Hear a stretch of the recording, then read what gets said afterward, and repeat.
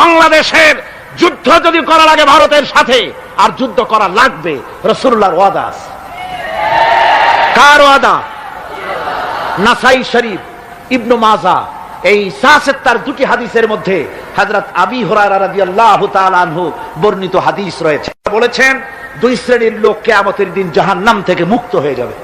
এক শ্রেণী হচ্ছে যারা ঈসা আলাইহিস সালামের সাথে সাথী হয়ে যারা লড়বে আর শহীদ হবে, কিয়ামতে তারা জান্নাতে যাবে, জাহান্নাম থেকে মুক্ত। আর দ্বিতীয় শ্রেণী, ভারতের সঙ্গে একটা যুদ্ধ হবে, রাসূল বলেছেন হিন্দুস্তানের সঙ্গে একটা লড়াই হবে। ওই লড়াইয়ে যারা শহীদ হবে, রাসূলুল্লাহ বলেছেন কিয়ামতের দিন জাহান্নাম থেকে আল্লাহ মুক্ত করে দিবে। সেই লড়াই ভারতের সাথে আমাদের হবে। ওই লড়াই যেদিন বাঁধবে, বাংলাদেশের সেনাবাহিনী, এয়ারফোর্স, ল্যান্ড ফোর্স, পুলিশ শুধু এরাই যুদ্ধ করবে না, বাংলাদেশের 12 কোটি তৌহিদি জনতা শহীদ তিতুমীরের বাস হাতে নিয়ে ভারতকে পিটিয়ে ঠান্ডা করবে ইনশাআল্লাহ।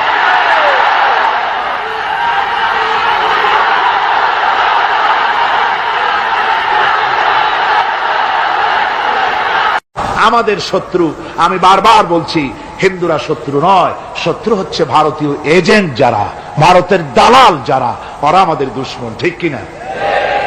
তারা বাংলাদেশের স্বপ্ন এখানে বসে দেখে, পত্রপত্রিকার মাধ্যমে, টিভির মাধ্যমে হাজারো প্রচেষ্টা তারা চালিয়ে যাচ্ছে ইসলামের বিরুদ্ধে। সুতরাং ইসলামকে জমিনে টিকিয়ে রাখার জন্য চাই সংগ্রাম। তাই আল্লাহ রাব্বুল আলামিন বলেছেন وَتُجَاهِدُونَ فِي سَبِيلِ اللَّهِ بِأَمْوَالِكُمْ وَأَنفُسِكُمْ ذَلِكُمْ خَيْرٌ لَكُمْ إِن كُنتُمْ تَعْلَمُونَ। আল্লাহ পাক বলেন, আমার রাস্তায় জিহাদ করো, জান দাও, মাল দাও, জান দাও, জিহাদ করো, এটাই হলো উত্তম কাজ। যদি তোমরা ইসলাম বুঝে থাকো, এটাই তোমাদের জন্য কল্যাণকর। আগে বলেছেন মালের কথা, পরে জানের কথা। আগে কোনটা? মাল, পরে জান। যেহেতু আমরা জানের চাইতে মালের মহব্বত করি বসি, ঠিক কিনা? তো মালের মহব্বত করি বেশি, আমরা কথায় কথায় বলি, আরে ভাই দরকার যদি হয় জানটা দিয়ে দিব, আর জান যদি দিয়েই দেন তো মালটা তো থাকিই গেল। এই জন্য আল্লাহ বলেছেন মাল আগে দাও, তারপরে জান দাও। আমরা খুব চালাক, আমরা জান দিতে প্রস্তুত, মাল দিতে প্রস্তুত নই। একবার একটা লোক যাচ্ছে রাস্তা দিয়ে, সাথে তার প্রিয় কুকুর, কুকুরটা জিহ্বা বেরিয়ে গেছে, মরে যাচ্ছে। কুত্তার মালিক কাঁদতেছে। একজন লোক এসে বলে, ভাই তুমি কাঁদো কেন? কয় যে আমার এই কুত্তাটা খুব প্রিয় কুকুর, কুকুরটা মরে যাচ্ছে তাই কাঁদছে। কুকুর মরে কেন? কয় কুকুরটা মরতেছে 3 দিন ধরে আমি কোনো খাবার তাকে দিতে পারি না, সেই জন্য কুকুরটা মরছে। আচ্ছা হোক কুকুর, তবু তো আল্লাহর সৃষ্ট এক প্রাণী, কি খেতে দেওয়া যায়? এদিক ওদিক তাকায় দেখে কুকুরের মালিকের কাছেই রয়েছে একটা পোটলা। কয় মিয়া তোমার এই পোটলার মধ্যে কি? কয় পোটলার মধ্যে হালুয়া আর রুটি। তোমার পোটলার মধ্যে হালুয়া আছে, রুটি আছে, কুত্তা মরে ক্ষুধার জ্বালায়, তুমি সেখানে কান্দো, ওর থেকে এক টুকরো রুটি দিলেই তো কুত্তা বাঁচে। কুত্তার মালিক বলছে, মিয়া সাহেব ওই সব ফতো আমারে শুনেন না, এগুলো আমি খুব জানি। রুটি আর হালুয়া দিলেই তো আমার পয়সা খরচ হবে, ওর দরদে যে কাঁদতেছি এজন্য তার পয়সা খরচ হচ্ছে না। আমাদের অবস্থা কিন্তু তাই হয়েছে। ইসলাম বিদায় হয়ে যায়, যাক না, কিন্তু আমি কাঁদবো, পয়সা দিব না। রাসূলের করুণ ঘটনাগুলি শুনে চোখের পানি ফেলবো, কিন্তু এই করুণ ঘটনা কেন ঘটলো সেই ময়দানে আমরা পা ফেলবো না। এরকম একটা অ্যাটিটিউড, এ ধরনের একটা মেন্টালিটি আমাদের মধ্যে গ্রো করেছে, ঠিক কিনা কর? আমার ভাইয়েরা, মাল দিতে হবে, জান দিতে হবে, সবকিছুকে উৎসর্গ করে দিতে হবে আল্লাহর দ্বীন প্রতিষ্ঠার জন্য। যার পয়সা আছে, পয়সা দিয়ে কি করবেন যদি আল্লাহর দ্বীন এ জমিনে কায়েম না হয়? আল্লাহর দ্বীন কায়েম না হলে অসত্য, বদমাশি, শয়তানি, সব রকমের অন্যায় কাজ দিয়ে ভরে যাবে দেশ, ক্রমান্বয়ে অশান্তির দিকে যাবে। শান্তি আসবে কেবলমাত্র ইসলাম প্রতিষ্ঠা হলে পরে। আমাদের অবস্থা হলো যে আমরা ওই কুফাবাসীদের মতো। কাদের মতো? কুফাবাসীদের মতো। কুফাবাসীরা হযরত ইমাম হোসেনের জন্য দারুণ ভাবে কেঁদেছে, ঠিক কিনা? কুফাবাসীরা ইমাম হোসেনকে দাওয়াত দিছিল কারা? কুফাবাসীরা। অনেকগুলি চিঠি তারা লিখছে। কুফাবাসীরা ইমাম হোসেনকে ভালোবাসতো, দাওয়াত দিয়েছে, তার জন্য কেঁদেছে। কিন্তু কুবাবাসীদের চোখের পানিটা ছিল ইমাম হুসাইনের জন্য, আর অস্ত্র, টাকা পয়সা, শক্তি সবটা ছিল এজিদের জন্য। কথা বুঝতে পেরেছেন? কুবাবাসীদের মতো অবস্থায় আমাদের হয়েছে। কুবাবাসীদের হযরত ইমাম হুসাইনের জন্য তারা শুধু চোখের পানি ফেলেছে, আর টাকা পয়সা অস্ত্রপাতি যা ছিল সব ছিল তাদের এজিদের জন্য। আমাদের অবস্থাও তাই, আমরা ইসলামের জন্য শুধু চোখের পানি ফেলি, আর যখন ভোট দেই তখন ইসলাম যারা চায় না তাদেরকেই ভোট দেই। ঠিক কিনা? আমাদের টাকা, আমাদের পয়সা, আমাদের ইলেকশন, আমাদের হরতাল, আমাদের ধর্মঘট সবকিছু হচ্ছে ইসলাম যায় না, যারা চায় না তাদের জন্য। আর ইসলামের যখন কথা বলি, ইসলামের কথা শুনলে শুধু চোখের পানিটাই ছাড়ি, মহব্বত চোখের পানি দিয়া শেষ করে দিই, আর কিছুই করি না। আমি একবার এইখানে এই শহরে অনেক বছর আগে একটা জানাজায় শরীক হয়েছিলাম। কোন মাঠে আমার এখন তার মনে নেই। জানাজার পরে যিনি জানাজা পড়ালেন তিনি বললেন, ওই লাশকে সামনে রেখে বললেন, কেন আসিল? তখন আমি নতুন নতুন চিটাগাং আসছি, আমি ভাষা ভালো করে বুঝিও না। একজন বললো কেন আসিল, সবাই কইলো গম আসিল। তাই বললাম যে গম আসিল, মরা মানুষের সাথে গম, আমি আটা গম সে তাই মনে করেছি যে এটার কি সম্পর্ক। আমি ইমাম সাহেবকে জিজ্ঞেস করলাম যে আপনি বললেন কি, আর জনগণই বা বললো কি? কয় যে আমি জিজ্ঞেস করলাম যে লোকটা কেমন ছিল, তো সবাই বললো ভালো ছিল। তাই বললাম তো ফায়দা কি? ফায়দা এই যে সবাই বললো ভালো, আল্লাহ তারে মাফ করে দিয়া ভালো বলে বেহেশতে পাঠায় দিল। বলো আশ্চর্য কথা, আল্লাহ কি এইরকম নাকি যে একটা সুদখোর, ঘুষখোর, জিনাকার এ লোক ভালো না খারাপ আমি তা বলতে চাই না, কিন্তু একটা লোক সে কন্ট্রাক্টর ছিল, কন্ট্রাক্টারি করতে গিয়ে রাস্তাঘাট, স্কুল কলেজের রড সিমেন্ট জনমের মতো খাইছে। কথা বুঝতে পেরেছেন?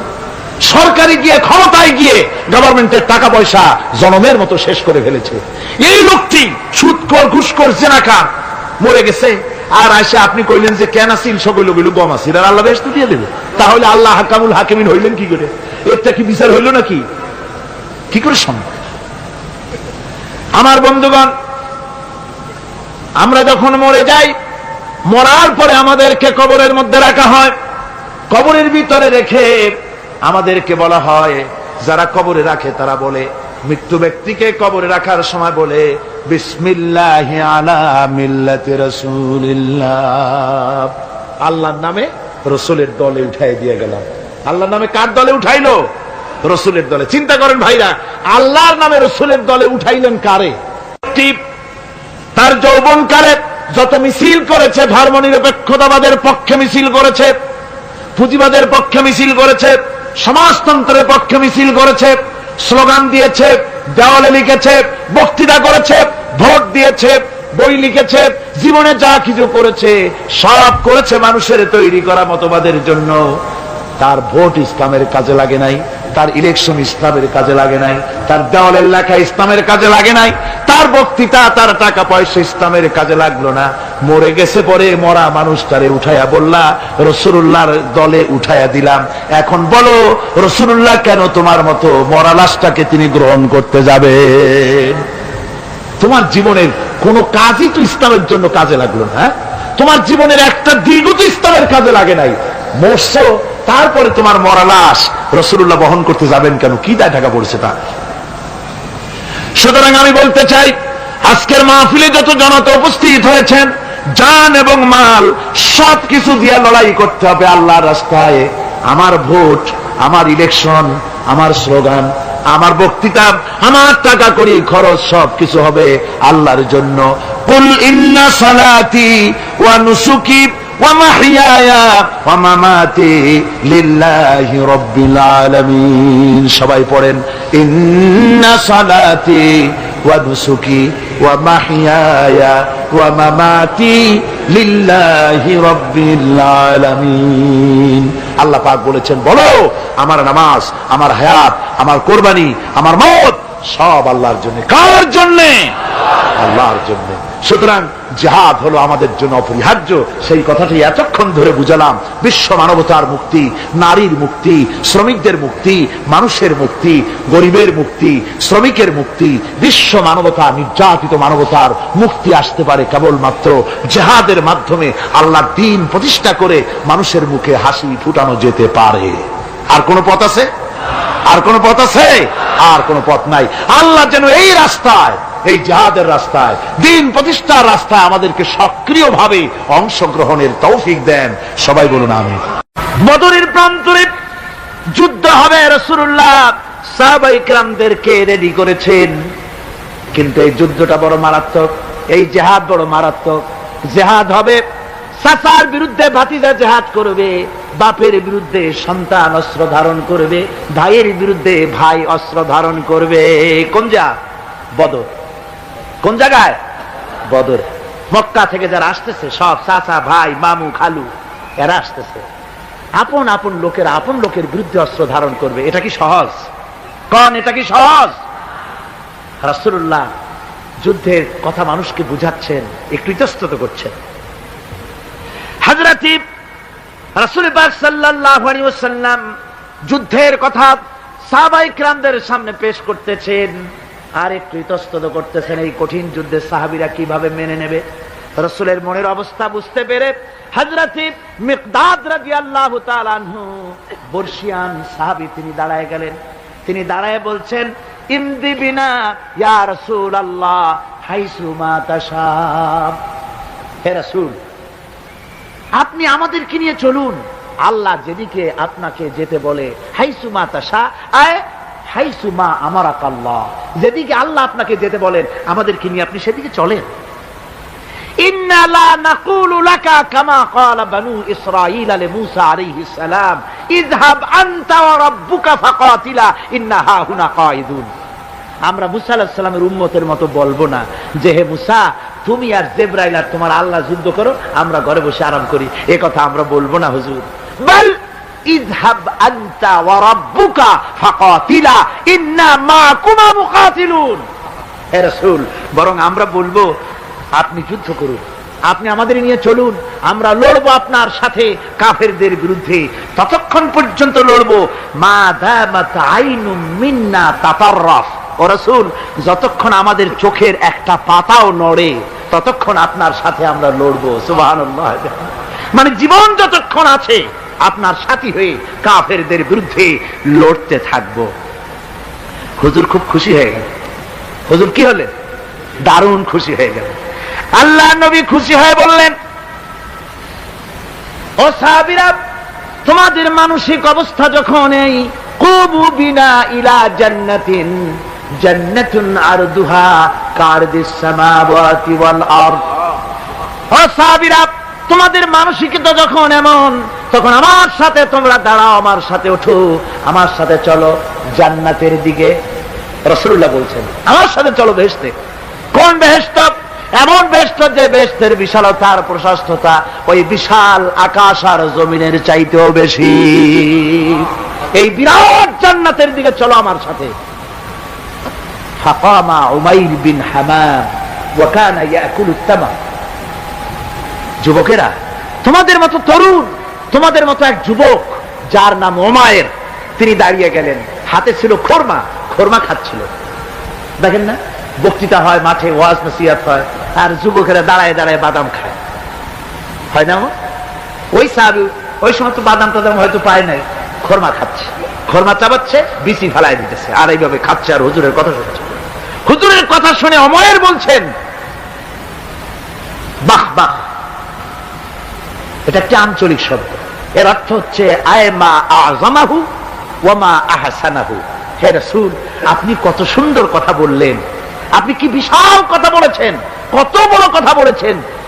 জিহাদ করলে, জান দিলে এমন বেহেশত পাবো, জান্নাতুন আরদুহা কারদিস সামাওয়াতি ওয়াল আরদ, যে বেহেশতটা হবে ওই বিশাল আকাশের চাইতেও বিস্তীর্ণ, এমন বেহেশত পাবো। ওয়াল্লাহি লাউ কুনতু হাইয়ান হাত্তা আকুলাহুন্না ইন্নাহা লাহায়াতুন তাওয়িলা। আল্লাহর কসম, আমি যদি হাতের সবগুলি খোরমা খেতে যাই তাহলে তো অনেক সময় লাগবে, বেহেশতে যেতে দেরি হয়ে যাবে, অনেক দেরি হয়ে যাবে বেহেশতে যেতে। ফারামা বিহীন না, হাতের সবগুলি খরমা তিনি ফেলে দিলেন। ও যুবকেরা, হযরত ওমর তোমার মতো যুবক খরমা খাওয়া সহ্য করলেন না আল্লাহর জান্নাতে যাওয়ার লোভে। জান্নাতে যেতে দেরি হয়ে যাবে, আল্লাহর সঙ্গে দিদার করতে দেরি হয়ে যাবে, এই মনে করে হাতের খরমাগুলি ফালায় দিলেন, জিহাদের ময়দানে ঝাঁপায়ে পড়লেন। হাদিস শরীফে এসেছে, উমাইর জিহাদ করে বেশ কিছু কাফেরদেরকে নিহত করে নিজেও শহীদ হয়ে গেলেন। রাসূলুল্লাহ বদরের শাহাদাতের জানাজা করার সময় একজন সাহাবী বলে দিলেন, হুজুর এই সেই উমাইর, আপনি যখন বেহেশতের কথা বলছিলেন, খরমাগুলি খাওয়ার তর সহ্য হয় নাই বেহেশতে যাওয়ার জন্য, এই সেই উমাইর। আল্লাহর নবী উমাইরের কাছে দাঁড়ায় আঙ্গুল দিয়ে তার শরীরের দিকে দেখায় বললেন, ইন্নাকা মিন আহলিহা। ও যুবক, যেই বেহেশতের জন্য খরমা খাওয়ার সময় তুমি পাও নাই, আমি নবী সাক্ষী দিচ্ছি তুমি অবশ্যই সেই বেহেশতের অধিবাসী, ওই বেহেশত তোমার জন্য। সুবহানাল্লাহ। আমার ভাইরা, কিয়ামতের দিন এই জান্নাত আল্লাহ রাব্বুল আলামিন দান করবেন ওই সব লোকদের জন্য যারা জান দিবে, মাল দিবে, রক্ত দিবে আল্লাহর দ্বীনের জন্য। কিসের জন্য? আল্লাহর দ্বীন কায়েমের জন্য। যারা জান মাল ওয়াকফ করে দেবে, জীবনকে উৎসর্গ করে দেবে, তাদের জন্য আল্লাহ পাক এই বিরাট নিয়ামত রেখেছেন। তরুণদের বলতে চাই, যুবকদের বলতে চাই, আর বাতিলের পেছনে ঘুরো না, আর তোমার ওই সব নেতাদের পেছনে ঘুরো না যারা নিজেরাও নামাজ পড়ে না, তোমাকেও নামাজের কথা বলে না। ওরা নিজেরা মিথ্যা কথা কয়, তোমরা টের পাও না? কি বলেন, টের পাওয়া যায় না? মারামারি করে নিজেরা আর বদনাম দেয় অপরের উপরে। চোখের সামনে যারা এরকম পারে, চোখের সামনে যারা এরকম পারে, তাহলে রাত দিন 24 ঘন্টা তাদের আমলটা কেমন? এদের পেছনে ঘুরে কোনো লাভ নাই। কোনো লাভ আছে? হ্যাঁ, একটা লাভ আছে। সেই লাভটা হচ্ছে টাটকা কিছু সুখ পেতে পারো, কিছু মদের টাকা, কিছু হোটেলের টাকা, কিছু পরের মেয়ে নিয়ে ঘোরার টাকা, কিছু ভ্রমণের টাকা, কিছু অস্ত্রপাতি, কিছু ত্রাস সৃষ্টি করা। আর ত্রাস সৃষ্টি করবা, কয়টা অস্ত্রের মালিক হইছ? যুবক, তরুণ, বিপদগামী তরুণদের বলবো, সরকার অননুমোদিত অস্ত্র যাদের কাছে আছে, সরে রাখো। এই অস্ত্র কাউকে ক্ষমা করে না, এই অস্ত্র কাউকে ক্ষমা করে না। সাপ পোষার মতো, যে সাপ তুমি দুধ কলা দিয়ে পোষো, ওই সাপ তোমাকে আবার দংশন করবে। ওঝা মরে না? মরে না? সাপ খেলা যারা দেখায় তারা মরে কিনা? ওই সাপই তাকে কাটে। সুতরাং গভর্নমেন্ট অনুমোদিত অস্ত্র তোমার কাছে, পাইপ গান, রিভলভার, স্টেন গান, এলএমজি, আদমজি, কত রকমের অস্ত্রপাতি যুবকদের কাছে। ঘুম নাই, সারা রাত অস্ত্র থাকে কাছে, আর কি কি লাল পানি খাইয়া চোখ দুইটা থাকে এত বড় বড়, দেখলেও ভয় করে। মাথায় ভাল্লুকের মতো চুল। মানুষ মারো তোমরা, মানুষ মারো। আহা, যারে মারলা একটুখানি হিউম্যানিটি, বিবেক দিয়ে চিন্তা করো। যাকে মেরেছ ওই রাত্রে তার বাড়ির কাছে যাও, ওই রাত্রে গোপনে তার বাড়ির কাছে গিয়ে দেখো তার মা কিভাবে তার সন্তানের জন্য কাঁদতেছে, মায়ের কোলটা খালি হয়েছে বলে কিভাবে কাঁদতেছে, তার বাবা কিভাবে কাঁদতেছে, তার বউ থাকলে কিভাবে ছটফট করতেছে, তার কলিজার টুকরা সন্তান থাকলে কিভাবে আব্বা আব্বা বলে কাঁদতেছে। যারে গুলি করে মেরেছো, একবার বাড়ির কাছে গিয়ে কান পাচা শোনো। মনে রাখো যুবক, সন্ত্রাসীরা, শুনে রাখো, অস্ত্র দিয়া মানুষকে যারা মেরেছো, আল্লাহর কসম করে বলি, যেভাবে মেরেছো ওইভাবে তোমাকেও নিহত হতে হবে, কোনো সন্দেহ নাই। বাড়িতে গিয়ে ডায়েরিতে লিখে রাখো আমার কথা। থামুন, বাড়িতে গিয়ে ডায়েরিতে লিখে রাখুন, ডায়েরিতে লিখে রাখো। যদি তুমি কাউকে হত্যা করে তার বউকে যদি বিধবা বানায় থাকো, তোমার বউ বিধবা হবেই, কোনো সন্দেহ নাই। তুমি যদি কারো ছেলেকে এতিম বানায় থাকো, তোমার ছেলেকে আল্লাহ এতিম বানায় রাস্তায় ভিক্ষা করায় ছাড়বেন। তুমি যদি কারো বাপকে, মাকে কাঁদায় থাকো, আল্লাহ রাব্বুল আলামিন তোমার মা বাপকে কাঁদাবেন। তুমি যদি বেয়নটের খোঁচা দিয়া, ড্যাগারের খোঁচা দিয়া একটা মানুষকে যদি বুক ফেড়ে থাকো, তোমার বুকটা ঝাঁঝরা করে দেওয়ার মতো অস্ত্র আল্লাহ তৈরি করে রেখেছে। বিশ্বাস করো, বিশ্বাস করো। অননুমোদিত অস্ত্র থানায় জমা দিয়ে দাও, মসজিদে ঢোকো, নামাজ পড়ো, চরিত্রবান হয়ে যাও। তোমাদের প্রতি আমার উদাত্ত দাওয়াত, আমার বুক ভরা দরদ। তোমাদের বিরুদ্ধে আমাদের কোনো বিদ্বেষ নাই, হিংসা নাই, আছে কলিজা বড় দরদ। দেখতে পাচ্ছি জাহান্নামের দিকে যাচ্ছ। এ পথটা কোন দিকের পথ? জোরে বলেন, কোথার পথ? ওই নেতাদের পিছনে আর চলো না, তওবা করো। ওই নেতাদের পিছনে আর যাবে না যারা তোমাদেরকে টাকা দেয় আর অস্ত্র দেয়, যারা তোমাদেরকে মদ দেয় আর নারী দেয়, ওদের পেছনে আর চলবে না। ওয়াদা করো। যুবকরা কি পারবে ওয়াদা করতে? ওই সব নেতাদের পিছনে জীবনে আর যাবে না। ওয়াদা করতে পারো? হাত উঁচু করে দেখাও যুবকেরা।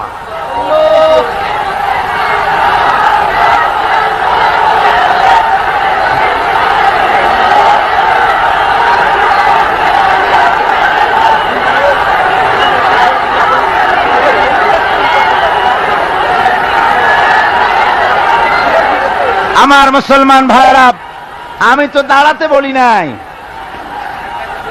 জি জি জি জি জি জি বসেন বসেন। জি, বুঝতে পেরেছি। কালকের টেকনিক অবলম্বন করেছেন আপনারা আর কি। এই সুযোগে একটু কোমরটা সোজা করে নিলেন। বুঝতে পেরেছি, আমরা কিছু মাইন্ড করি নাই। এখন বসেন বসেন, তাড়াতাড়ি বসে যান। কথা আমার অনেক, সময় কম, না তাড়াতাড়ি শেষ করব। বসেন। আপনারা না বসতে তো কথা বলতে পারবো না, বসতে হবে। অত্যন্ত জরুরি জরুরি কথা আছে, সে কথাগুলি আমাদের শুনতে হবে।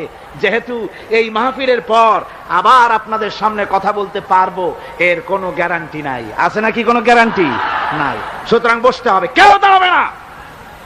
জোরে সোরে জিকির করেন, লা ইলাহা ইল্লাল্লাহ, লা ইলাহা।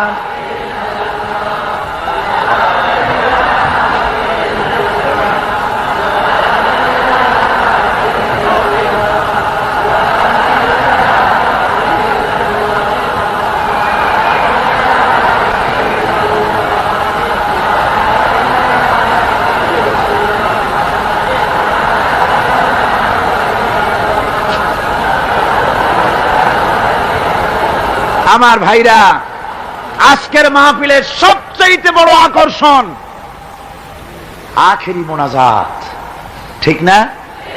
কোরআনে কারীমের মাহফিলের মোনাজাত অবশ্যই কবুল হবে ইনশাআল্লাহ।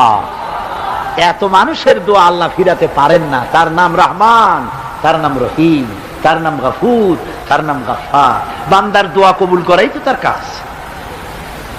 সুতরাং নড়াচড়া আদৌ করবেন না, যার যার জায়গায় বসে থাকুন। না বসলে আপনারা যদি হাঁটেন, মাঝে মধ্যে দাঁড়ান, এটা খুবই বিরক্তির উদ্রেক করবে। ভাইয়েরা, আমি সকলকে সেজন্য বলতে চাই যে আমরা আল্লাহর দ্বীন প্রতিষ্ঠার জন্য এই জিহাদের কথা যে আল্লাহ বলছেন, এই জিহাদের জন্য আমরা জান মাল সব কিছুকে উৎসর্গ করতে চাই। আল্লাহ যেন কবুল করেন। সবাই বলেন আমিন। আনন্দ, আরাম আর বিলাসিতায় আমরা আমাদের জীবনকে ভাসায় দিয়েছি, যার কারণে আমাদের জিল্লতি এসেছে। এ মুসলমানদের উরুজ, এ মুসলমানদের তারাক্কি কিভাবে আসে শুনুন বিশ্ব কবির ভাষায়। বিশ্ব কবি আল্লামা ইকবাল রহমতুল্লাহ আলাইহি বলেছেন, আ তুঝে বাতাও তকদীরে উমম ক্যা হ্যায়, আ তুঝে বাতাও তকদীরে উমম ক্যা হ্যায়, শমশের ওসনা আউয়াল তাউস রুবাব আখির। এসো, আমি তোমাকে এই জাতির উন্নতির কথা শুনাই। এই জাতির উন্নতি তখন হয় যখন এক হাতে থাকে কোরআন আর এক হাতে থাকে তরবারি, তখন হয় জাতির উন্নতি। আর এই জাতি যখন কোরআন আর তরবারি ছেড়ে দিয়ে যখন তানপুরা, বেহালা, সারিন্দা, নারিন্দা, গিটার, ফিটার, সারেগামা, পাদানিসার পেছনে যখন লাগে, কপাল তখনই পড়ে। কপাল পড়ে কখন? তখনই পড়ে। আজ আমাদের টেলিভিশন, আমাদের রেডিও, আমাদের সংস্কৃতি সব সারেগামার সংস্কৃতি। কিসের সংস্কৃতি? আগে তো মুসলমানের ঘরে প্রত্যেক দিন সকাল বেলায় আওয়াজ আসতো মুসলমানদের ঘরে। সকাল বেলায় মুসলমানদের ঘরে ঘরে জানালার ফাঁক দিয়ে আওয়াজ আসতো, বিসমিল্লাহির রহমানির রহিম, সূরা ইয়াসিন, সূরা রহমান ইত্যাদির তেলাওয়াত ভেসে আসতো। এখন আর তেলাওয়াত ভেসে আসে না। এখন মুসলমানদের ঘরের থেকে সকালবেলায় আওয়াজ আসে সারেগামা, পাদানিশা, বাবা খালু, মামু নানা, হাবি জাবি, এই গানের ট্রেডিং গুলি, গানের শব্দগুলি চলে আসে। কোরআন শিখবার জন্য, শিখাবার জন্য ছেলের জন্য যে মৌলবী রাখে, সারা মাস পড়াবে, বেতন 300 টাকা। আর গানের মাস্টার যে গান শিখাবে, রবীন্দ্রসঙ্গীতের প্যানপ্যানানি সুর শিখাবে, নাচ শিখাবে, সপ্তাহে 2 দিন এসে 2 ঘন্টা শিখাবে, বেতন 3000 টাকা। কপাল পোড়া জাতি। কি পোড়া জাতি? জাতি তার কপাল পুড়েছে। কোরআনের সাথে তার সম্পর্ক কম, জিহাদের সাথে সম্পর্ক কম, সম্পর্ক হয়েছে গানের সাথে, সম্পর্ক নাটকের সাথে। তাই আজ আল্লাহর দ্বীন কায়েমের জন্য লড়াইয়ের ময়দানে আসতে হবে। বাংলাদেশে কিন্তু জিহাদের ডাক এসে গেছে। কিসের ডাক এসেছে? জিহাদের ডাক এসেছে। এই জিহাদে সাড়া দিতে হবে। আমি আগেই বলেছি, ওই জিহাদ ওই রকম না যে লাঠি ঠেঙ্গা নিয়ে ঝাঁপায় পড়বে। জিহাদ হচ্ছে বাতিলের বিরুদ্ধে। টেলিভিশনের ভিতরে নাটকের মাধ্যমে ইসলামকে অসম্মান করা হচ্ছে, মুসলমানদের দাড়িকে অসম্মানিত করা হচ্ছে, টুপিকে অসম্মানিত করা হচ্ছে। তারপরে সিনেমার ভিতরে, গানের মধ্যে ইসলামকে অপমানিত করা হচ্ছে, যার কারণে এর বিরুদ্ধে জাতি সোচ্চার না হওয়ার কারণে আস্তে আস্তে মুসলমানদের ঈমান কমে যাচ্ছে। বাতিল শক্তিশালী হচ্ছে, বাতিল শক্তিশালী হয়ে আক্রমণ করছে। আপনারা বলেন, ভারতের কি ক্ষমতা মসজিদ ভেঙে দেয়? এই পৃথিবী কি মুসলমান কম? জোরে বলেন, মুসলমান কম? তাহলে ভারতের বাবরি মসজিদ তারা ভাঙলো কি করে? সাহস পেল কোথা? সাহস পেয়েছে আমরা আমাদের ঐক্য বিনষ্ট করেছি, আমাদের ঐক্য ভেঙে ফেলেছি। আমরা একজন আর একজনকে গালি দেই, মুসলমান না বলে গালি দেওয়া হয়। পরস্পরের মহব্বত নাই, স্বীকৃতি নাই, শ্রদ্ধা নাই, ঐক্যবদ্ধভাবে আমরা নাই, আমরা আমাদের চরিত্র নাই, চরিত্র নষ্ট করেছি। ফলে তারা বুঝতে পেরেছে এই মুসলমান সেই মুসলমান নয় যারা জীবনের চাইতে মৃত্যুকে বেশি ভালোবাসতো, যাদের চরিত্র ছিল উন্নত। এরা সেই জাতিরা, এরা মিথ্যা কথা বলে, এরা জুয়া খেলে, এরা মদ খায়, এরা জেনা করে, এরা বদমাশি করে। এদের সেই চরিত্র নাই যেই চরিত্রের বলে আমাদের অপকর্মের মোকাবেলা করতে পারে। এই বিশ্বাস নিয়ে তারা তা বাবরি মসজিদের উপরে হামলা করেছে। বাবরি মসজিদ ভাঙলো। মসজিদের উপরে যখন শাবল মারা হচ্ছিল, কেবল নিউজ নেটওয়ার্কের মাধ্যমে আমরা এই দৃশ্য দেখেছি, টেলিভিশনের পর্দায় দেখেছি শাবল মারা হচ্ছে। তখন মনে হচ্ছিল শাবল তো মসজিদের উপরে পড়ছে না, শাবল যেন পড়ছে পৃথিবীর 125 কোটি মুসলমানের কলিজার উপরে। ভারত মসজিদ ভেঙে দিল। এরপরে এই মসজিদ ভাঙলো বিজেপি, শিবসেনা সহযোগিতা করল ভারতের প্রধানমন্ত্রী নরপশুরাও। এ পৃথিবীর বর্তমান পৃথিবীর নিকৃষ্ট মানব সন্তান, জঘন্য শয়তান নরপশু। ওইটা নরসীমা নয়, ভারতের প্রধানমন্ত্রী মানুষ না, এটা একটি শয়তান। জোরে বলেন, এটা কি? পৃথিবীর ইতিহাসকে কলঙ্কিত করেছে। আজ পর্যন্ত পৃথিবীতে কোথাও মসজিদ ভাঙা হয়েছে কোন ইতিহাস নয়। আর ভারতের বেয়াদব সরকার বাংলাদেশে যখন সংসদে ভারতীয় এজেন্টদের প্রতিবাদের মোকাবেলায় যখন ভারতের এই কাজের নিন্দা জানানো হলো, ভারতের বেয়াদব সরকার তখন বলছে বাংলাদেশের গতিবিধির উপরে আমরা কড়া নজর রাখছি। বেটা বেয়াদব, বাংলাদেশ কি তোমার ভুটান না সিকিম? বাংলাদেশের উপরে কড়া নজর রাখার অধিকার তোমার নাই। এই পৃথিবীতে বাংলাদেশের সবচাইতে বড় দুশ্মন ভারত। সবচাইতে বড় দুশ্মন কে?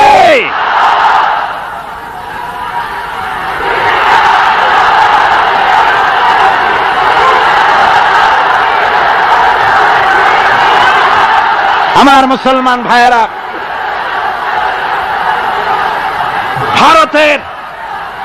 ভারতের জনগণের সাথে আমাদের কোনো বিদ্বেষ নাই, ভারতের জনগণের সাথে আমাদের কোনো শত্রুতা নাই, ঠিক কিনা? আমাদের দুশ্মনী নরপশুর সাথে। তুমি একটা সরকার, তোমার হাতে রয়েছে সেনাবাহিনী, তোমার সাথে বিএসএফ, তোমার হাতে ল্যান্ড ফোর্স, এয়ার ফোর্স, সব বাহিনী তোমার হাতে। মসজিদ ভাঙে চোখের সামনে, তোমার বাহিনীর লোকেরা অস্ত্র নিয়ে দাঁড়িয়ে থাকে, একটা ফাঁকা গুলিও করলো না। করছে একটা ফাঁকা গুলি? মুসলমানেরা প্রতিবাদ করলো, সেই প্রতিবাদের মুখে মুসলমানদেরকে গুলি করে করে মারা হলো। কারফিউ দিয়ে পুলিশেরা মুসলমানদের ঘরে ঢুকে মুসলমানদেরকে বের করে এনে বেয়নেট চার্জ করে শহীদ করে দিয়েছে। দিল্লি, মিরাট, থামো। দিল্লিতে, মিরাটে, কলকাতায়, বোম্বে, মাদ্রাস, গোটা ভারতে সাম্প্রদায়িক দাঙ্গা দিয়ে ডুবিয়ে ফেলেছে।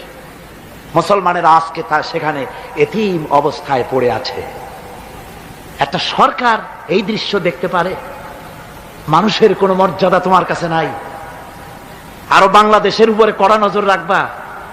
1971-এর বাংলাদেশ এখন না, 93-এর বাংলাদেশ। তোমার গোলামেরা দেশ শাসন করে না। এদেশে 11.5 কোটি মুসলমান বাস করে। আমরা ভারতকে দেখিয়ে দেব ইনশাআল্লাহ, জিহাদের প্রেরণা নিয়ে যদি প্রয়োজন হয়, বাংলাদেশের যুদ্ধ যদি করা লাগে ভারতের সাথে, আর যুদ্ধ করা লাগবে। রাসূলুল্লাহর ওয়াদা আছে। কার ওয়াদা? নাসাই শরীফ, ইবনে মাজাহ, এই তার 2টি হাদিসের মধ্যে হযরত আবী হুরায়রা রাদিয়াল্লাহু তাআলা আনহু বর্ণিত হাদিস রয়েছে। বলেছেন 2 শ্রেণীর লোক কিয়ামতের দিন জাহান্নাম থেকে মুক্ত হয়ে যাবে। এক শ্রেণী হচ্ছে যারা ঈসা আলাইহিস সালামের সাথে সাথী হয়ে যারা লড়বে আর শহীদ হবে, কিয়ামতে তারা জান্নাতে যাবে, জাহান্নাম থেকে মুক্ত। আর দ্বিতীয় শ্রেণী, ভারতের সঙ্গে একটা যুদ্ধ হবে, রাসূল বলেছেন হিন্দুস্তানের সঙ্গে একটা লড়াই হবে। ওই লড়াইয়ে যারা শহীদ হবে, রাসূলুল্লাহ বলেছেন কিয়ামতের দিন জাহান্নাম থেকে আল্লাহ মুক্ত করে দেবে। সেই লড়াই ভারতের সাথে আমাদের হবে। ওই লড়াই যেদিন বাঁধবে, বাংলাদেশের সেনাবাহিনী, air force, land force, police শুধু এরাই যুদ্ধ করবে না, বাংলাদেশের 12 কোটি তৌহিদি জনতা শহীদ তিতুমিরের বাস হাতে নিয়ে ভারতকে পিটিয়ে ঠান্ডা করবে ইনশাআল্লাহ।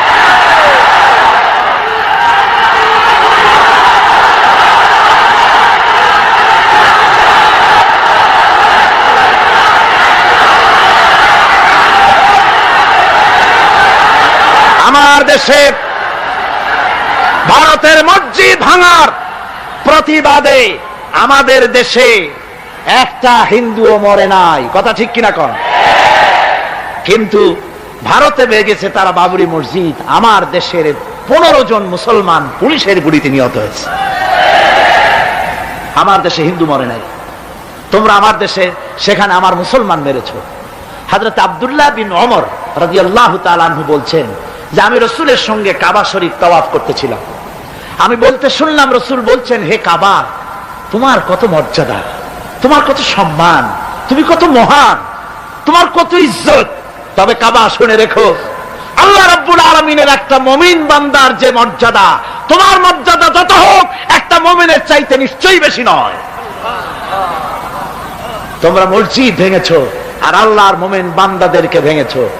ভারত সরকার, শুনে রাখো, মসজিদ ভাঙো নাই, তকদির ভেঙেছো। মসজিদ যেভাবে মসজিদের ইটগুলি টুকরা টুকরা হয়েছে, গোটা ভারত আজ হোক কাল হোক মসজিদের ইটের মতোই টুকরা টুকরা হয়ে যাবেই যাবে।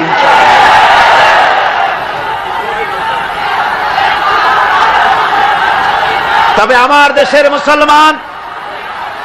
দেশের মুসলমানদেরকে মনে রাখতে হবে, আমরা প্রতিশোধের নীতিতে বিশ্বাস করি না।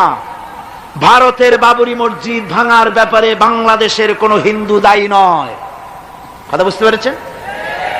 আমরা একজনের অপরাধের শাস্তি আর একজনকে দেই না। বাংলাদেশের কোনো হিন্দু ওই ঘটনার জন্য দায়ী নয়। আমাদের দেশে মন্দির 2-4টা ভেঙেছে, আমরা খবর নিয়েছি। এই মন্দিরগুলি মুসলমানেরা ভাঙে নাই, এই মন্দিরগুলি ভারতের এজেন্টদের উস্কানিতে হিন্দুরা নিজেরা ভেঙেছে, মুসলমানেরা ভাঙে না। ভারতীয় দালালেরা বাংলাদেশের সারা পৃথিবীতে সাম্প্রদায়িক সম্প্রীতির ভাবমূর্তিকে ক্ষুণ্ণ করার জন্য এই কাজ তারা করেছে। নরসিংদীতে, আর মিয়া থামো না, নরসিংদীতে সেখানে দেখা গেছে গভীর রাত্রে কাপড়ের দোকানদার হিন্দু ঘরের সমস্ত কাপড় চোপড় সরাইয়া নিজের দোকানে আগুন দিতে গিয়েছে, পুলিশ তখন তারে ধরেছে। ভারতের 5-8 গোলামেরা হিন্দুদের দিয়ে এই কাজগুলি করাইছে, কোন মুসলমান মন্দির ভাঙে নাই। বাংলাদেশ গোটা বিশ্বের বুকে সাম্প্রদায়িক সম্প্রীতির সহস্র বছরের উজ্জ্বল দৃষ্টান্ত। আলহামদুলিল্লাহ পড়ে। তার কারণ হচ্ছে আল্লাহর নবী বলেছেন সংখ্যালঘু মুসলিম এলাকায়, সংখ্যাগরিষ্ঠ মুসলিম এলাকায় সংখ্যালঘু অমুসলিম যারা, তারা হতেছে পবিত্র আমানত। ওই আমানতের কেউ যদি খেয়ানত করে, অর্থাৎ অমুসলিমদের পরে যদি কেউ অত্যাচার করে, তাহলে আমি নবী মুহাম্মদুর রাসূলুল্লাহ সাল্লাল্লাহু আলাইহি ওয়াসাল্লাম কিয়ামতের দিন আল্লাহর দরবারে মুসলমানদের বিরুদ্ধে মামলা দায়ের করব। এই জন্য আমরা সবচাইতে পরধর্ম সহিষ্ণু জাত। আমার ভাইয়েরা ভালো করে মনে রাখুন, ভারতের বাবরি মসজিদ সহ এখন তারা আরো অন্যান্য মসজিদও ভাঙ্গা শুরু করবে, প্ল্যান নিয়েছে, ভাঙতেছে। তাজমহলকেও তারা ভাঙবে, অন্যান্য মসজিদও ভাঙবার পরিকল্পনা নিয়েছে। ওরা যদি মসজিদ একটা ভাঙতে ভাঙতে, আল্লাহ না করুন, সবগুলিও যদি ভাঙে, বাংলাদেশের একটা মন্দিরকে আমরা ভাঙতে দেব না। এর নাম ইসলাম। এর নাম কি?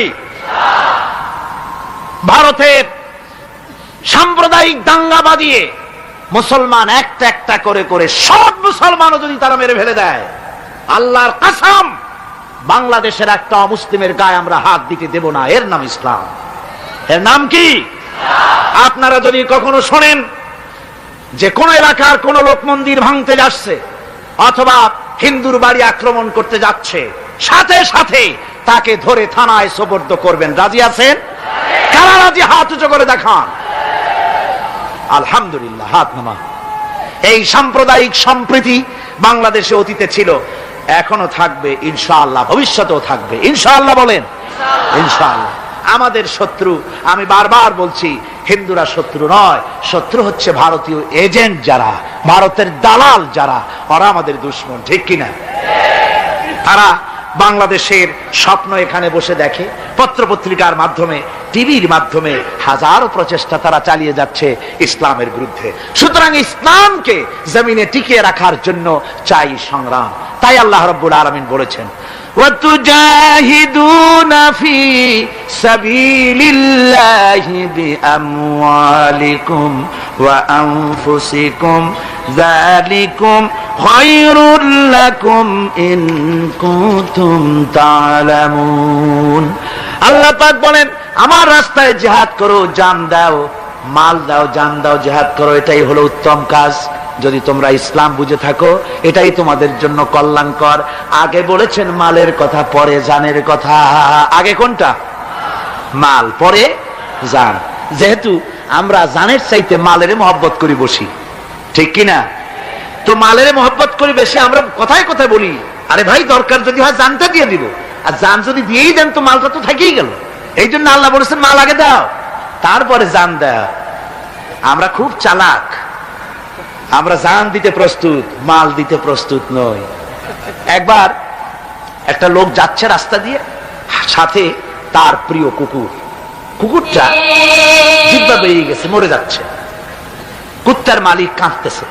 একজন লোক এসে বলে, ভাই তুমি কাঁদো কেন? কয় যে আমার এই কুত্তাটা খুব প্রিয় কুকুর, কুকুরটা মরে যাচ্ছে তাই কাঁদছে। কুকুর মরে কেন? কয় কুকুরটা মরতেছে 3 দিন ধরে আমি কোনো খাবার তাকে দিতে পারিনি, সেই জন্য কুকুরটা মরছে।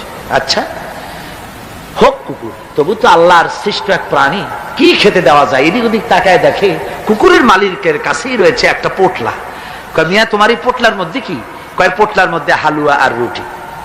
তোমার পোটলার মধ্যে হালুয়া আছে, রুটি আছে? কুত্তা মরে ক্ষুধার জ্বালায়, তুমি সেটি কান্দো, ওর থেকে এক টুকরো রুটি দিলেই তো কুত্তা বাঁচে। কুত্তার মালিক বলছে, মিয়া সাহেব ওই সব ফতোয়া আমারে শুনেন না, এগুলো আমি খুব জানি। রুটি আর হালুয়া দিলেই তো আমার পয়সা খরচ হবে, ওর দরদে যে কানতেছি এজন্য তার পয়সা খরচ হচ্ছে না। আমাদের অবস্থা কিন্তু তাই হয়েছে। ইসলাম বিদায় হয়ে যায়, যাক না, কিন্তু আমি কাঁদবো, পয়সা দিব না। রাসূলের করুণ ঘটনাগুলি শুনে চোখের পানি ফেলবো, কিন্তু এই করুণ ঘটনা কেন ঘটলো সেই ময়দানে আমরা পা ফেলবো না। এরকম একটা অ্যাটিটিউড, এ ধরনের একটা মেন্টালিটি আমাদের মধ্যে গ্রো করেছে, ঠিক কিনা কর? আমার ভাইয়েরা, মাল দিতে হবে, জান দিতে হবে, সবকিছুকে উৎসর্গ করে দিতে হবে আল্লাহর দ্বীন প্রতিষ্ঠার জন্য। যার পয়সা আছে, পয়সা দিয়ে কি করবেন যদি আল্লাহর দ্বীন এ জমিনে কায়েম না হয়? আল্লাহর দ্বীন কায়েম না হলে অসত্য, বদমাশি, শয়তানি, সব রকমের অন্যায় কাজ দিয়ে ভরে যাবে দেশ, ক্রমান্বয়ে অশান্তির দিকে যাবে। শান্তি আসবে কেবলমাত্র ইসলাম প্রতিষ্ঠা হলে পরে। আমাদের অবস্থা হলো যে আমরা ওই কুফাবাসীদের মতো। কাদের মতো? কুফাবাসীদের মতো। কুফাবাসীরা হযরত ইমাম হোসেনের জন্য দারুণ ভাবে কেঁদেছে, ঠিক কিনা? কুফাবাসীরা ইমাম হোসেনকে দাওয়াত দিছিল। কারা? কুফাবাসীরা। অনেকগুলি চিঠি তারা লিখছে। কুফাবাসীরা ইমাম হোসেনকে ভালোবাসতো, দাওয়াত দিয়েছে, তার জন্য কেঁদেছে। কিন্তু কুফাবাসীদের চোখের পানিটা ছিল ইমাম হোসেনের জন্য, আর অস্ত্র, টাকা পয়সা, শক্তি সবটা ছিল এজিদের জন্য। কথা বুঝতে পেরেছে? কুফাবাসীদের মতো অবস্থাই আমাদের হয়েছে। কুফাবাসীদের হযরত ইমাম হোসেনের জন্য তারা শুধু চোখের পানি ফেলেছে, আর টাকা পয়সা অস্ত্রপাতি যা ছিল সব ছিল তাদের এজিদের জন্য। আমাদের অবস্থাও তাই। আমরা ইসলামের জন্য শুধু চোখের পানি ফেলি, আর যখন ভোট দেই তখন ইসলাম যারা চায় না তাদেরকেই ভোট দেই, ঠিক কিনা? আমাদের টাকা, আমাদের পয়সা, আমাদের ইলেকশন, আমাদের হরতাল, আমাদের ধর্মঘট সবকিছু হচ্ছে ইসলাম যায় না, যারা চায় না তাদের জন্য। আর ইসলামের যখন কথা বলি, ইসলামের কথা শুনলে শুধু চোখের পানিটাই ছাড়ি, মহব্বত চোখের পানি দিয়া শেষ করে দিই, আর কিছুই করি না। আমি একবার এইখানে এই শহরে অনেক বছর আগে একটা জানাজায় শরীক হয়েছিলাম। কোন মাঠে আমার এখন তার মনে নেই। জানাজার পরে যিনি জানাজা পড়ালেন তিনি বললেন, ওই লাশকে সামনে রেখে বললেন, কেন আসিল? তো তখন আমি নতুন নতুন চিরামে আসছি, আমি ভাষা ভালো করে বুঝিও না। একজন বললো কেন আসিল, সবাই কইলো গম আসিল। তাই বললাম যে গম আসিল, এই মরা মানুষের সাথে গম, আমি আটা গম, সে তাই মনে করেছি যে এটার কি সম্পর্ক। আমি ইমাম সাহেবকে জিজ্ঞেস করলাম যে আপনি বললেন কি, আর জনগণই বা বললো কি? কয় যে আমি জিজ্ঞেস করলাম যে লোকটা কেমন ছিল, তো সবাই বললো ভালো ছিল। তাই বললাম তো ফায়দা কি? ফায়দা এই যে সবাই বললো ভালো, আল্লাহ তারে মাফ করে দিয়া ভালো বলে বেহেশতে পাঠায় দিল। বলে আশ্চর্য কথা, আল্লাহ কি এইরকম নাকি যে একটা সুদখোর, ঘুষখোর, জেনাকার, এ লোক ভালো না খারাপ আমি তা বলতে চাই না, কিন্তু একটা লোক সে কন্ট্রাক্টর ছিল, কন্ট্রাক্টরি করতে গিয়ে রাস্তাঘাট, স্কুল কলেজের রড সিমেন্ট জনমের মতো খাইছে। কথা বুঝতে পেরেছেন? সরকারি গিয়ে, ক্ষমতায় গিয়ে গভর্নমেন্টের টাকা পয়সা জনমের মতো শেষ করে ফেলেছে। এই লোকটি সুদখোর, ঘুষখোর, জেনাকার মরে গেছে, আর আসে আপনি কইলেন যে কেন আসিল, সকল কইল গম আসিল, আর আল্লাহ বেহেশতে দিয়ে দেবে। তাহলে আল্লাহ হাকামুল হাকিমিন হইলেন কি করে? এটা কি বিচার হইল নাকি? কি করে সম্ভব? আমার বন্ধুগণ, আমরা যখন মরে যাই, মরার পরে আমাদেরকে কবরের মধ্যে রাখা হয়। কবরের ভিতরে রেখে আমাদেরকে বলা হয়, যারা কবরে রাখে তারা বলে, মৃত্যু ব্যক্তিকে কবরে রাখার সময় বলে, বিসমিল্লাহি আলা মিল্লাতি রাসূলিল্লাহ, আল্লাহর নামে রাসূলের দলে উঠাই দিয়ে গেলাম। আল্লাহর নামে কার দলে উঠাইলো? রাসূলের দলে। চিন্তা করেন ভাইরা, আল্লাহর নামে রাসূলের দলে উঠাইলেন কারে? তার যৌবনকালে যত মিছিল করেছে, ধর্মনিরপেক্ষতাবাদের পক্ষে মিছিল করেছে, পুঁজিবাদের পক্ষে মিছিল করেছে, সমাজতন্ত্রের পক্ষে মিছিল করেছে, স্লোগান দিয়েছে, দেওয়ালে লিখেছে, বক্তৃতা করেছে, ভোট দিয়েছে, বই লিখেছে, জীবনে যা কিছু করেছে সব করেছে মানুষের তৈরি করা মতবাদের জন্য। তার ভোট ইসলামের কাজে লাগে নাই, তার ইলেকশন ইসলামের কাজে লাগে নাই, তার দেওয়ালের লেখা ইসলামের কাজে লাগে নাই, তার বক্তৃতা, তার টাকা পয়সা ইসলামের কাজে লাগলো না।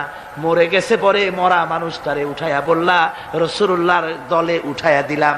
এখন বলো রাসূলুল্লাহ কেন তোমার মতো মরা লাশটাকে তিনি গ্রহণ করতে যাবেন? তোমার জীবনের কোনো কাজই তো ইসলামের জন্য কাজে লাগলো না। তোমার জীবনের একটা দিনও তো ইসলামের কাজে লাগে নাই। মরছো, তারপরে তোমার মরা লাশ রাসূলুল্লাহ বহন করতে যাবেন কেন? কি দায় টাকা পড়ছে তা? সুতরাং আমি বলতে চাই, আজকের মাহফিলে যত জনতা উপস্থিত হয়েছেন, জান এবং মাল সবকিছু দিয়ে লড়াই করতে হবে আল্লাহর রাস্তায়। আমার ভোট, আমার ইলেকশন, আমার স্লোগান, আমার বক্তৃতা, আমার টাকা করি খরচ সবকিছু হবে আল্লাহর জন্য। কুল ইন্না সালাতি ওয়া নুসুকি ওয়া মাহইয়ায়া ওয়া মামাতি লিল্লাহি রাব্বিল আলামিন। সবাই পড়েন, ইন্না সালাতি ওয়া নুসুকি ওয়া মাহইয়ায়া ওয়া মামাতি লিল্লাহি রাব্বিল আলামিন। আল্লাহ পাক বলেছেন, বলো আমার নামাজ, আমার হায়াত, আমার কোরবানি, আমার মওত সব আল্লাহর জন্য। কার জন্য? আল্লাহর জন্য। সুতরাং জিহাদ হলো আমাদের জন্য অপরিহার্য। সেই কথাটি এতক্ষণ ধরে বুঝালাম। বিশ্ব মানবতার মুক্তি, নারীর মুক্তি, শ্রমিকদের মুক্তি, মানুষের মুক্তি, গরিবের মুক্তি, শ্রমিকের মুক্তি, বিশ্ব মানবতা, নির্যাতিত মানবতার মুক্তি আসতে পারে কেবলমাত্র জিহাদের মাধ্যমে। আল্লাহর দ্বীন প্রতিষ্ঠা করে মানুষের মুখে হাসি ফুটানো যেতে পারে। আর কোন পথ আছে? আর কোন পথ আছে? আর কোন পথ নাই। আল্লাহ যেন এই রাস্তায়, এই জিহাদের রাস্তায়, দ্বীন প্রতিষ্ঠার রাস্তায় আমাদেরকে সক্রিয়ভাবে অংশগ্রহণের তৌফিক দেন। সবাই বলুন আমিন। সবাই বলুন আমিন। এবার আমি বলবো মা বোনদের ব্যাপারে। মা বোনেরা বিগত 4 দিন এ মাহফিলে এসেছেন। তারা হচ্ছেন আমাদের অর্ধেক। তারা আমাদের কি? এই পৃথিবীর অর্ধেক জনশক্তি নারী। এই নারীর অধিকার ইসলাম কি দিয়েছে তা নারীরা অনেকেই জানেন না।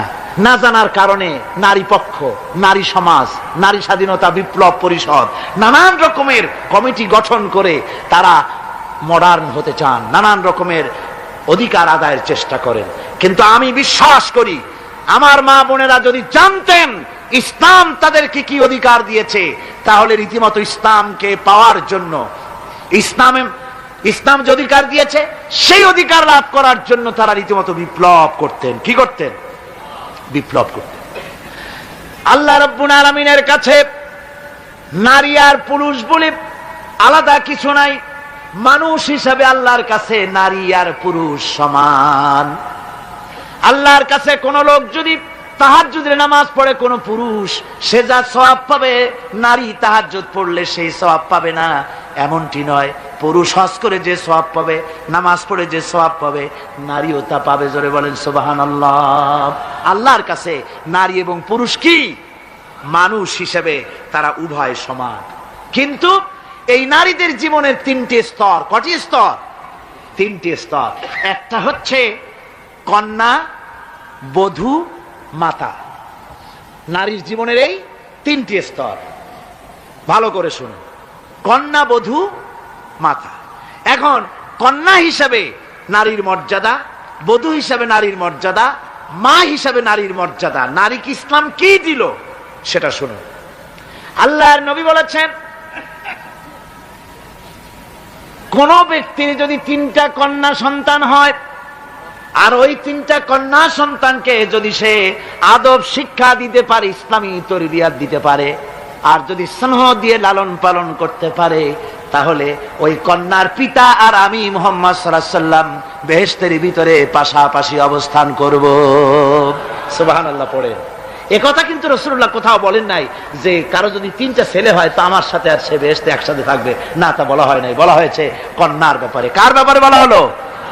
ভালো করে শুনুন। রাসূলুল্লাহ বলছেন, কোন ঘরে যখন একটি সন্তান, একটি কন্যা সন্তান জন্মগ্রহণ করে, তখন একজন ফেরেশতা সেই ঘরে ঢোকে। একজন রহমতের ফেরেশতা আসে। ওই রহমতের ফেরেশতা ঘরের মধ্যে ঢুকে বলে, আসসালামু আলাইকুম ইয়া আহলাল বাইত। হে ঘরের মালিকের আল্লাহর রহমত তোমাদের উপরে বর্ষিত হোক। এই কথা বলে ওই ফেরেশতা ঘরের মধ্যে গিয়ে কন্যার মাথার উপরে হাত বুলায় আর বলতে থাকে এই কন্যা সন্তানটি একটা দুর্বল শরীর থেকে বেরিয়ে এসেছে, এও একটা দুর্বল দেহ, একে যে লালন পালন করবে, দয়া দিবে, স্নেহ দিবে, আল্লাহ রাব্বুল আলামিনের সাহায্য কিয়ামত পর্যন্ত তার সাথে থাকবে। অথচ আমাদের দেশে দেখা যায় মেয়ে হলে অনেকের মুখ কালো হয়ে যায়। বন্ধুরা জিজ্ঞেস করে, মিয়া শুনছিলাম তোমার বউর নাকি বাচ্চা হবে, তা অনেক মাস হয়ে গেল, কোনো খবর টবর তো পাইলাম না। কয় যে ভাই আশা করছিলাম যা তা হয় নাই, সেই জন্য টেলিফোনও করি নাই। কি হয়েছে বলে, একটা মেয়ে হয়েছে। হাসেন এরকম কপাল পোড়া আছে কিনা কন? বারবার মেয়ে হয় বলে স্ত্রীকে তালাক দিয়েছে, এমন ঘটনাও বাংলাদেশে ঘটেছে। বোর যদি বারবার মেয়ে হয় তাহলে সেজন্য কি স্ত্রী দায়ী?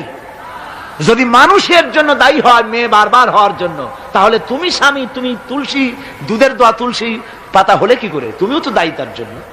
আসলে স্বামী স্ত্রী মেয়ে হওয়ার জন্য, ছেলে হওয়ার জন্য কেউ দায়ী না। এ কোরআনে কারিমে রাব্বুল আলামিন বলেছেন, আমি যাকে খুশি শুধু ছেলে দেই, যাকে খুশি শুধু মেয়ে দেই, যাকে খুশি তাকে ছেলেও দেই মেয়েও দেই, আবার যাকে খুশি আমি কিছুই দেই না। এটা আমার কুদরত। সুতরাং এতে মন কালা করার কিছু নাই।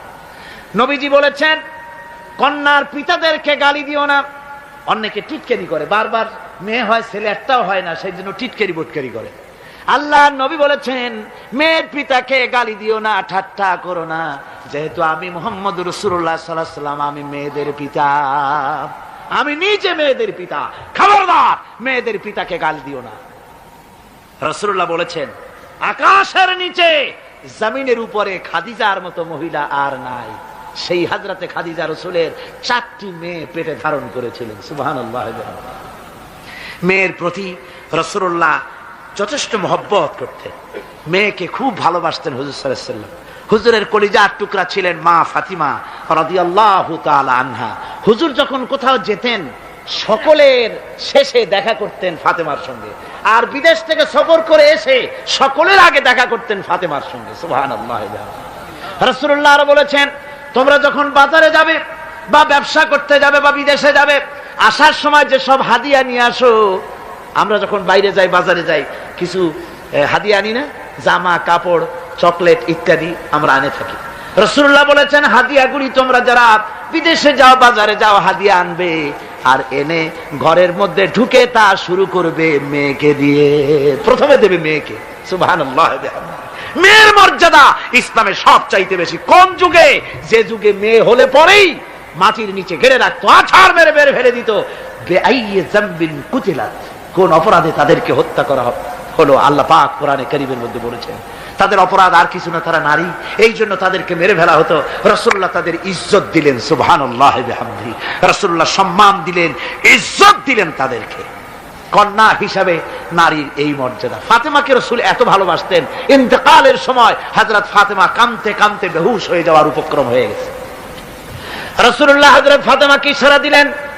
হযরত ফাতেমা তার কান নিয়ে রাসূলুল্লাহর মুখের কাছে লাগাই দিলেন। আল্লাহ নবী কি যেন বললেন কানে কানে, হযরত ফাতেমার কান্না বন্ধ হয়ে গেল। হযরত আয়েশা বলেন, মা রাসূলুল্লাহ তোমার কানে কানে কি বললো আর তোমার কান্না বন্ধ হয়ে গেল? হযরত ফাতেমা বলেন, ইয়া আম্মা জান, আমার আব্বা আমার কানে কানে বললো, মা ফাতেমা তুই কাঁদিস না, তোর কান্না আমার বরদাস্ত হয় না।